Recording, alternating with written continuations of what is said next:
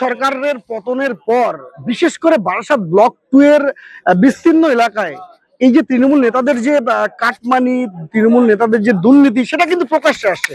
নমস্কার, আমি মোকাম্মেল হক, আপনারা দেখছেন আরোহী নিউজ বাংলা। আমরা এই মুহূর্তে আছি মধ্যমগ্রাম বিধানসভার অন্তর্গত বারাসাত ব্লক 2 এর কেনিয়া খামারপাড়া অঞ্চলের মূলত বাঁকড়া গ্রামে। বাঁকড়া গ্রামে মূলত আজ এই যে ইন্ডিয়ান সেকুলার ফ্রন্টের যে নেতৃত্ব, তাদের উদ্যোগে মূলত এই যে তৃণমূল নেতারা 2021 সাল থেকে যেভাবে আইএসএফ এর কর্মী সমর্থকদের উপরে যেভাবে অত্যাচার করেছে, কাটমানি নিয়েছে, এমনকি তাদেরকে খুনির হুমকিও দিয়েছে, মারধরও করেছে, বিভিন্ন রকম হুমকি ধুমকি কেসও দিয়েছে, তার প্রতিবাদে মূলত ইন্ডিয়ান সেকুলার ফ্রন্টের যে কর্মী সমর্থক তথা নেতৃত্ব, এরা কিন্তু আজকে প্রকাশ্যে দিবালোকে সেই সমস্ত তৃণমূল নেতাদের নিয়ে প্রকাশ্যে দিবালোকে সালিশি সভা বসায়।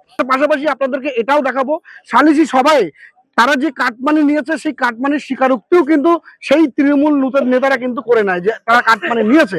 সরাসরি আপনাদেরকে দেখানোর চেষ্টা করছি আরোহী নিউজ বাংলায়, আপনাদেরকে দেখানোর চেষ্টা করছি মূলত বাঁকড়া গ্রামে এই ধরনের ঘটনা হুবহু অনেক ঘটনা ঘটেছে, অনেক ঘটনা, অনেক চক্রান্ত হয়েছে, এই গ্রামে অনেক নির্যাতন হয়েছে, অনেক অত্যাচার হয়েছে যারা আইএসএফ করতো, বিশেষ করে 21 সাল থেকে। আপনাদেরকে দেখানোর চেষ্টা করছি সরাসরি আরোহী নিউজ বাংলায়, আপনাদেরকে দেখাবো। তার পাশাপাশি এটাও দেখাবো যে এখানকার আইএসএফ নেতৃত্ব তারা সাংবাদিকদের মুখোমুখি হয়ে কি বলেছেন, রাখবো আপনাদের সামনে। ক্যামেরায় সাদ্দামের সঙ্গে মোকাম্মেল হক, আরোহী নিউজ বাংলা। সালিশি সভা আইএসএফ এর উদ্যোগে, ইন্ডিয়ান সেকুলার ফ্রন্টের উদ্যোগে যে সালিশি সভা তৃণমূল নেতাদের বিরুদ্ধে, মূলত কি হয়েছে কি বলবেন? এরা 2021 সালে এবং তার আগে থেকেও এরা কাটমানি থেকে শুরু করে তারপরে জমি কেউ বিক্রি করলে সেখান থেকেও তোলা থেকে শুরু করে এরকম অনেক দুর্নীতি এদের মধ্যে আছে। এই দুর্নীতি, তারপর মাছ ধরতে কি গ্রামে কিছু না হলেও প্রায় 100-র উপর ছেলের মেরে রেখেছে। এবং শুধু এমনি যে 2-1 ঘা মার না, প্রচুর মার মেরেছে, এমনকি মেরে অজ্ঞান হয়ে গেছে, তার বিড়ির আগুন দিয়ে ঝাঁকসা দিচ্ছে। আবার যখন সে ফের এমনি উঠেছে, ফের মার হচ্ছে। এইভাবে নির্ভাবে তাকে মারেছে। এবং এইটা যখনই কোনো কেস কাবারি আমরা করতে যাব, যেটি কিনা কেস কাবারি যায়, চারিদিকে ফলো করতো ওরা। এই কেস কাবারিতে গেলেই, যে পুলিশকে কেউ জানাতে গেলেই বা কোনো অভিযোগ করতে গেলেই, ফিরে আসলে ফের তার উপরে নির্মম ভাবে আবার অত্যাচার করতো। এই ভয়ে কেউ ওই নির্বাচনে এই পুলিশকে জানাতে যেত না।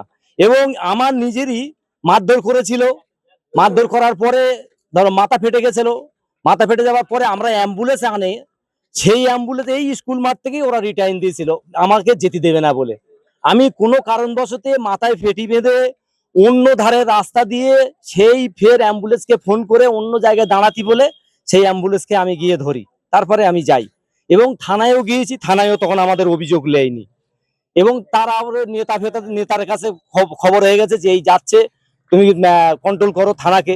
থানায় প্রথম গিয়েছি, থানা বলে তোমরা হসপিটাল দেখিয়ে এসো। হসপিটাল থেকে যখন পাল্টা ফের এখান থেকে রেফায়ার করে দিল। বিভিন্ন ভাবে আপনাদেরকে হয়রানি করেছে, চতুর্দিক থেকে হয়রানি। আমাদের কোনো জায়গায় শেল্টার পাইনি, একটাই কারণ আমরা আইএসএফ করেছিলাম।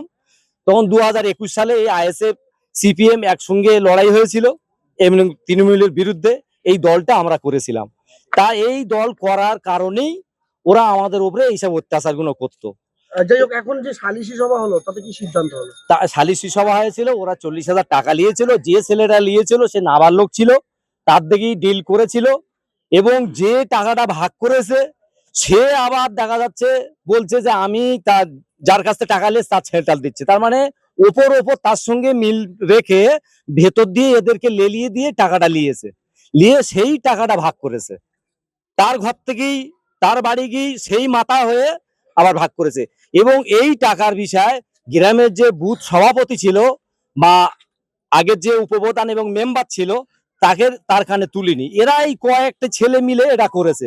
এটা আমরা যে খবরটা নিলাম যে এই বুথ সভাপতি বা যে উপপ্রধান আগের ছিল গ্রামের নেতা হিসেবে, তার কানে তুলিনি গো। এরা নিজেরা করে, এই রহমান বলে যে ছেলেটা, এইটি সম্পূর্ণ এই টাকাটা ভাগ করেছে। এই টাকা কি এখন রিটার্ন দেওয়ার প্রতিশ্রুতি? এই টাকাটা রিটার্ন দেওয়ার প্রতিশ্রুতি ওরা নিয়েছে। আজকের ওরাই বলেছিল এর আগের শুক্রবারে এই টাকাটা নিয়ে বসা হয়, শান্তিভাবে ওদের বলা হয় তোমরা যে টাকাটা নিয়েছো কোনো অসুবিধে নেই, কেউ তোমাদের গায়ে হাত দেবে না, কেউ মারবে না, তোমরা টাকাটা দিয়ে দাও। ওরাই বলেছিল যে এই কেসটা উল্টে দেওয়ার জন্য, যে তোমরা আগের শুক্রবারে বসো। এই পাঁচজনাই আমার কাছে, পাঁচজনা না, তিনজনা আমার কাছে ফোন করে।